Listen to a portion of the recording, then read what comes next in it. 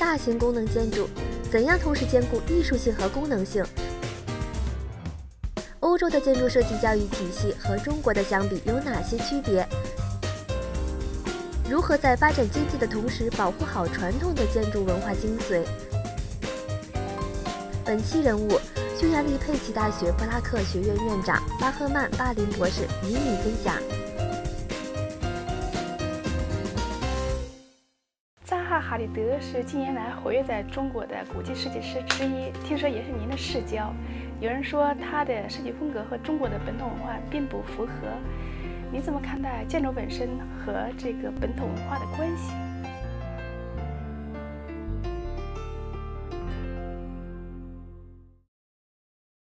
Well, I think architecture is about culture. So I think in every country, every nation has its own culture.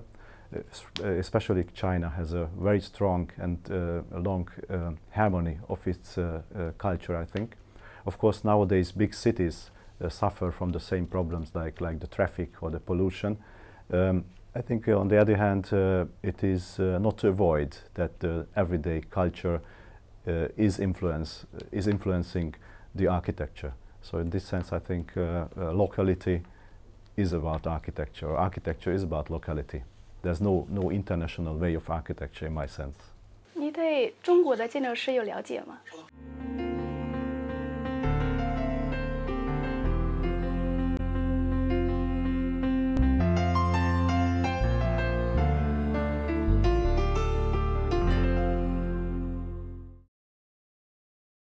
Yes, of course. Of course, in first line, we know about new and modern architecture built in China, mainly from international architects. So these are the most common news about the architecture. For example, for the Olympics in Beijing.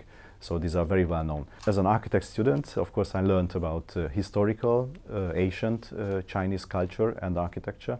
But to be honest about nowadays Chinese architecture, I know very few. So this is my second time in China, so I hope to learn more about it.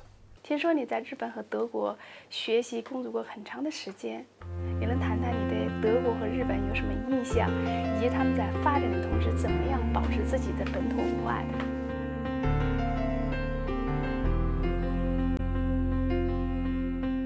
Well, I was that lucky in my young age of an architect to work in two very different cultures. I studied in Germany and learned and worked there for a year.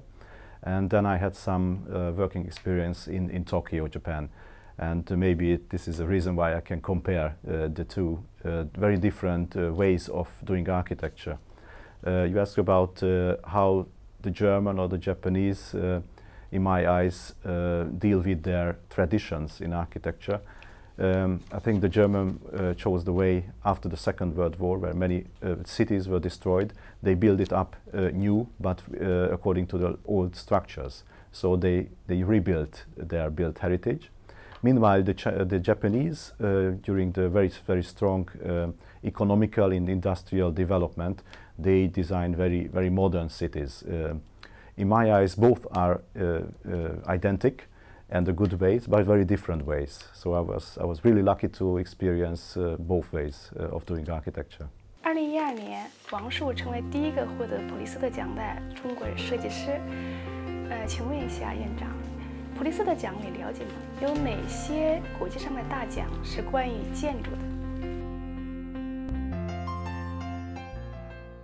Well, the most renowned architectural prize, many call it the Oscar Prize of the architecture, is the Pritzker Prize, which is given to architects for a lifetime achievement, and this is the highest. And mainly architects in their high age get this prize, but it is very high renowned to get the Golden Lion, for example, at the Venice Biennale in Italy, held every second year for architecture. So these are very high renowned prizes, and of course every architect dreams about getting this award sometimes. 你喜欢东方的建筑风格吗？你认为东方的建筑文化和西方的建筑文化有什么区别？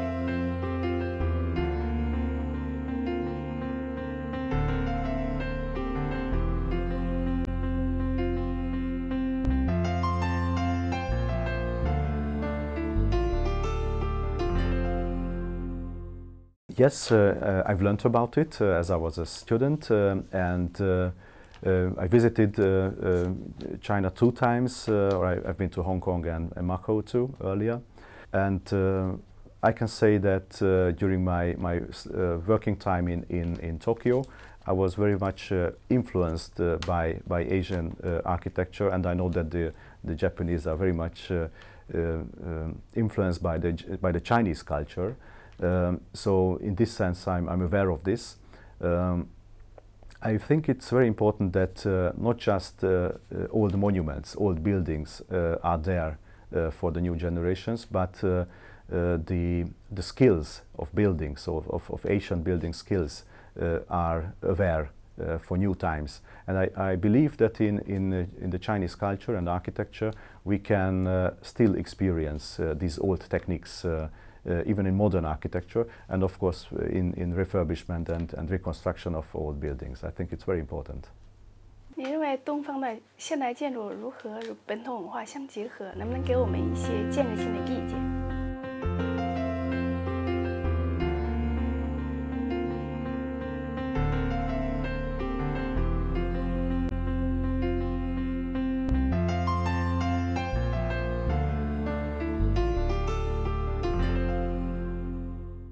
Well, of course, in a scale of a mega city as Beijing is, it's very difficult to follow old structures, because the old city structure was much more dense. So there was not that many people living at the same place. So if you make high-rise buildings, of course you cannot follow the same principles as for a less dense city structure as in ancient times. But I think the living culture of the Chinese is so strong that even in these big cities, the way they live is pretty much the same as they lived in ancient times. If architecture can manage that new structures, living spaces, working places, public spaces, even outside areas, have a relation to these old type of living standards, I think then it can succeed. To mention some examples, I think it's a very important topic at the moment in international architecture is ornaments. Modern architecture tended not to use any ornaments anymore. It was from the very early modern to the minimalism.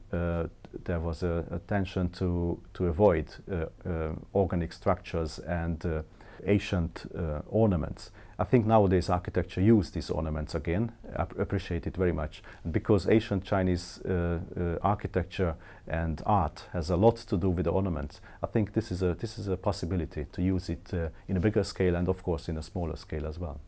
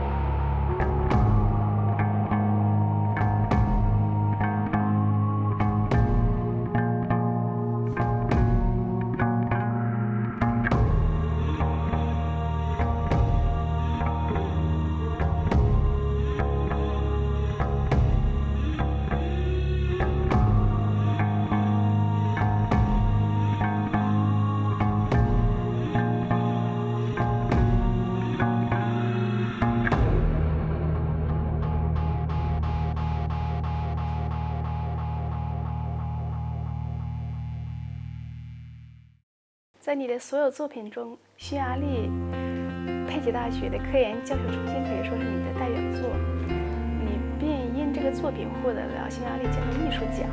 你能不能讲讲大型公共建筑是怎么兼顾艺术性和功能性的？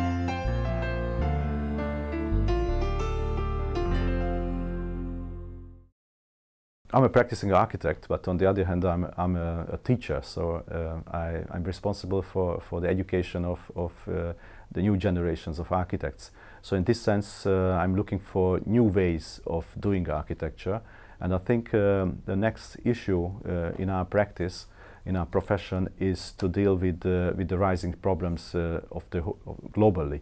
So like the air pollution, like the problem of energetics, and of the space for a human being. So to live well, to have a good climate outside the building and of course inside the buildings. And we just established a research center for the University of Pécs, of my city, that deals with these problems. So we try to create a building that fits for the circumstances that are needed for a research center. So these are laboratories. On the other hand, the building itself is a laboratory. We architects can measure through little sensors different climate occasions of the building, and we can manage a good and energetically positive building maintenance. So in this sense, the architectural design, the technology, and maybe education through research can stick together. So that's what we are trying to do in this building. And I think this is the tendency of architecture of the future. 什么是建筑的艺术性？什么是建筑的功能性？它们之间是一个什么样的关系呢？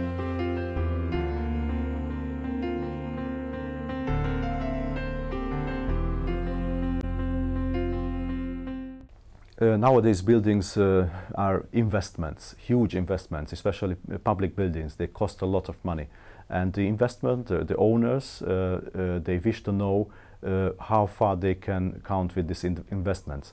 In most of the cases, it is necessary to make the finances reliable in 7 or 8 years. So it's a very small period of time. So the investors who build a house, they want to get their investment back in 8 years. It's a very short time.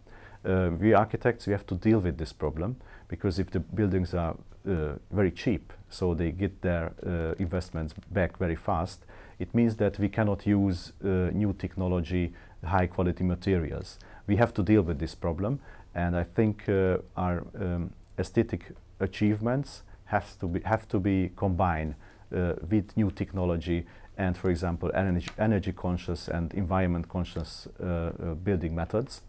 In this way, I think we can manage to combine aesthetic with these technological and economic issues. 作为佩奇大学布拉克学院的院长，你认为你们学院与其他的欧洲大学相比有什么优势？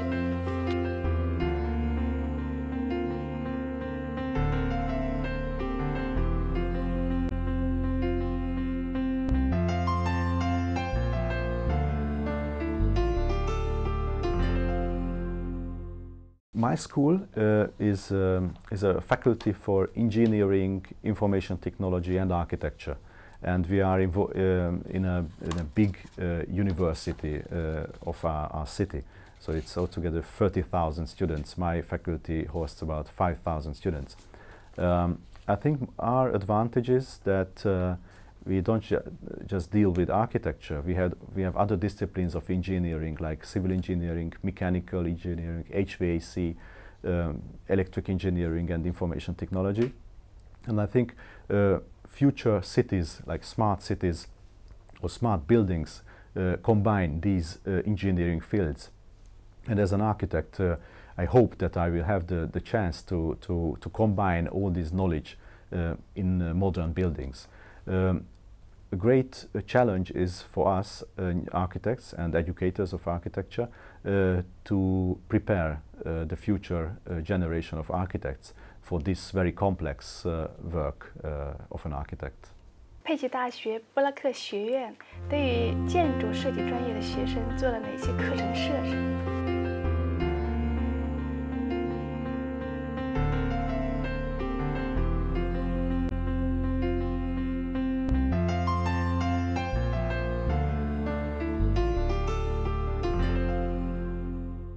At our faculty, we are now dealing with architecture for 50 years, And for the last 10 years, we have the so-called Bologna process, that we have 3 levels of education. We have a bachelor, we have a master studies, and we have a doctoral study program in architecture as well. It is an interesting topic. Maybe you're aware of this questioning if architecture is part of art or it is science. I think it can be examined from both ways. So it can be art and science at the same time. We tried, as it is usually for international standards in the education of architecture, to prepare the students with real-life projects. So they take part in workshops, they make surveys of old buildings, and they deal with real-life problems of the society, of course, about the building environment. I think in this way we can manage that they be able to deal with the problems that the profession of architects suffer at the moment, actually all over the world, maybe except China, where the building industry is rising and performing very well. We just started a year ago our program in English, so we wish to have an international cooperation with foreign universities outside Europe as well, and we wish to have influence from other cultures and other nations' architecture as well. 欧洲的教育体系是怎么培养青年学生的动手能力的？您认为你们的教育体系跟中国的教育体系相比有哪些不同，有哪些相同？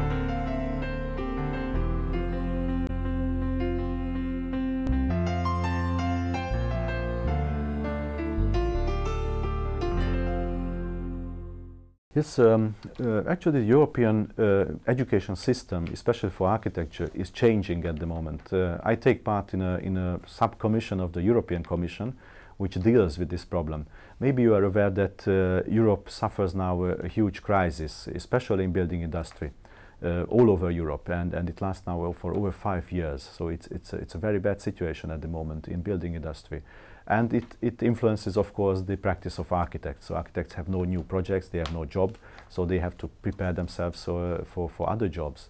In this sense, I think a very practice-oriented education of architecture that we have to introduce.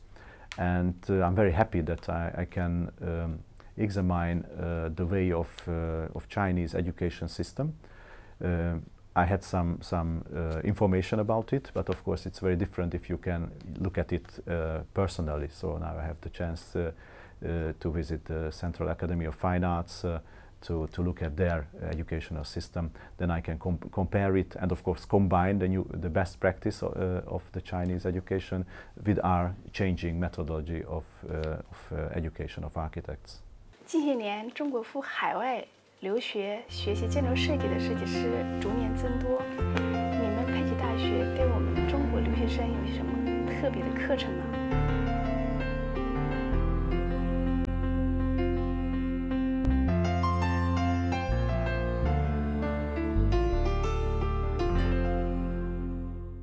Yes, our international program, especially in architecture, is in English. So this is the international language for architects as well.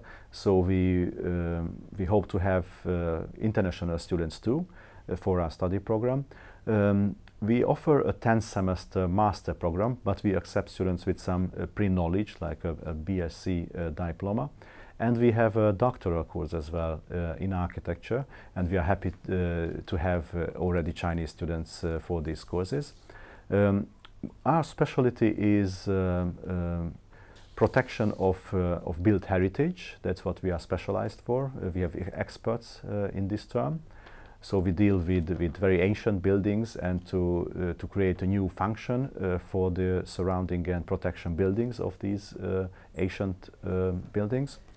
Another topic is, we call it energy design, which deals with energy and environment conscious building methods, and in a way of architectural design. So we try to find out a way of design process, how we can manage that the buildings have an environment conscious technology. We use green materials and hope to to avoid too high consume of energy of these buildings during the maintenance. We have some research programs on that topic too, and students can take part in this research as well, not just on a doctoral level, but in their master studies as well. 我们听说巴林博士，你出生于建筑世家，你本人还获得了匈牙利建筑艺术成就奖。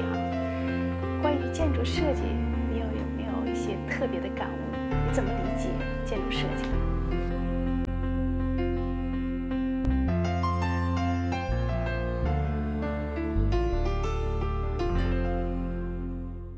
Yes, that's true that my father is an architect and my uncle is a designer as well.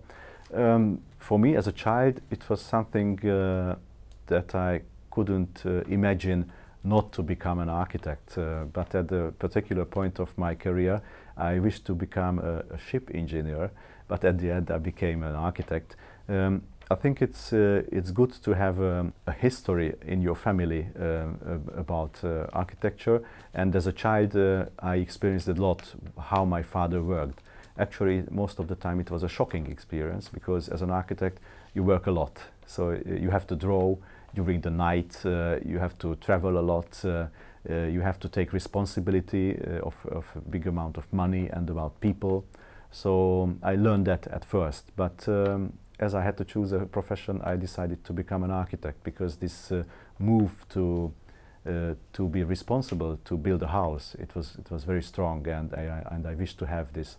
And still now, if a house is ready, built ready, it's a very good feeling. And if you meet the people who use your buildings and they are satisfied, I think it's the highest prize for an architect, and I enjoy it very much. 巴林博士，你认为匈牙利在整个欧洲的历史长河中，对西方文化艺术发挥了哪些作用？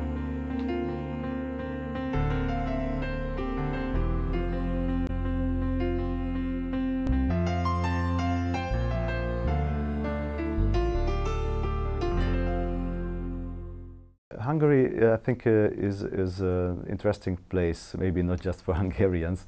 We have an Asian culture, actually from the origins from the nowadays Russia, from the Ural area, and maybe we even have some common with the Chinese culture as well, as far as I know. But in the last 1,000 years, the Hungarian culture was influenced by the European culture very much. Even Hungary suffered from some big empires who led Hungary, like the Osmanic, the Turks, the Germans through the Austrian monarchy, or the Russians, or now the European Union, which we are part of. I think these influences are very important for Hungary, and in these 1,000 years, in very different periods, even Hungary played an important role in European culture. For the future, I wouldn't know which is the right way. Many people think we should go back to the roots and be very Hungarian, very traditional. Others think this is not the right way. So we have to open up and be very global. I think we cannot avoid to be global. It's a globalized economy. It's a globalized world. The borders are opened for our people and for other people to come to Hungary. I appreciate that. I like it very much. On the other hand, I think we are still Hungarians, and we have our culture, and if we can manage to be successful in the world and in Hungary too, our culture will live further on. So I don't fear that this influence from Europe or from other influences too much the Hungarian culture. 巴林博士，你怎么看待建筑设计的未来发展趋势？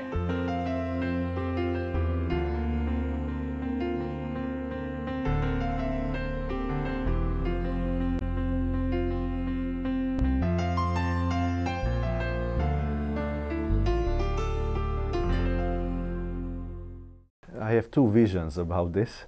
One is very dark, so I think the way we thought about architecture maybe 10 years ago, as architects were introduced to deal with big projects and realize their dreams, for my understanding this time is over. Another vision, which is more colorful for me, is really pretty different from nowadays or earlier architecture. In this way, we have to deal with very complex, I used to say, holistic problems of the world. These are global problems of the megacities, of pollution, of the energetics, of poverty, of drinking water, of the green of the earth, and or generally so about the future of our planet. And I wish that architects, hopefully me too, will have a leading role in solving these problems. But this is a very complex job. It is not just for architects, but we have to fight for our right to be part of the planning of the future of mankind. 听说你一直在和国际院校合作，致力于未来绿色城市的研究。你能不能讲讲未来的绿色城市到底是什么样的？对我们现在的建筑设计的研究有什么作用？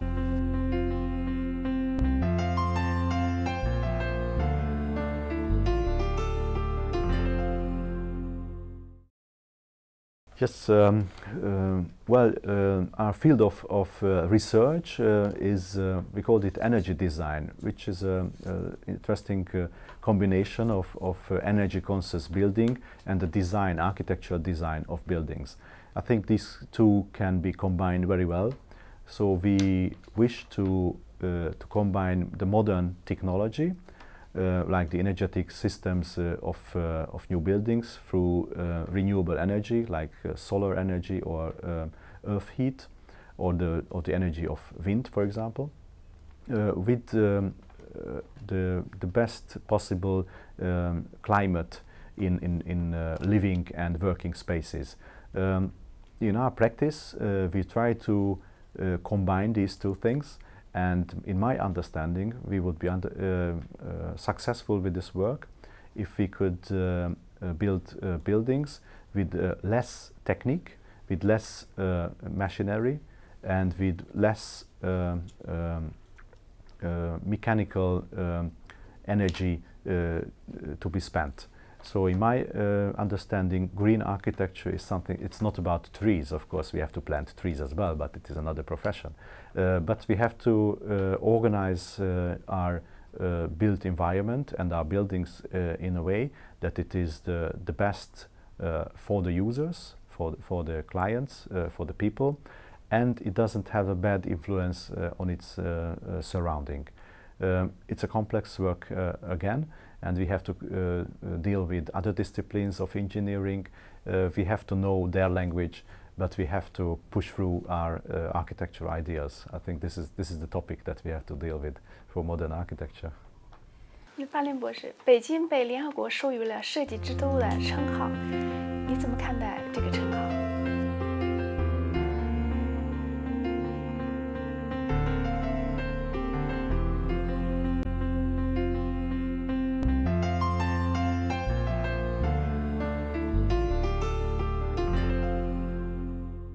Yes, I know about this award, and I think it's very important for Beijing, because it says that Beijing is on the map of design, not just in architecture, but in design at all. And I think it's really true that Chinese design in Beijing, in a mega city, is part of everyday life. And I think this is the most important message of Design City and of the Design Week as well, to explore it, to show this design for the world, and of course to show that Beijing people use this design. And I think this is the most important, and I am so lucky to experience it during my visit in Beijing, that it is really alive, and Chinese design is really good. 你了解北京设计周吗？你怎么看待北京设计周？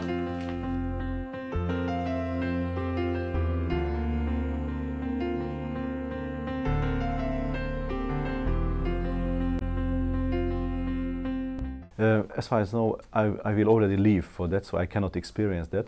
But these programs show exhibitions and many events about design, and I think it's a good advertisement for Chinese design as well. So design is a trademark, is a product. So I think you you can be very successful in a global market with good contemporary Chinese design, and the Design Week is very good for that. So there is a lot of attention from the world press on the Design Week. So I think it's very valuable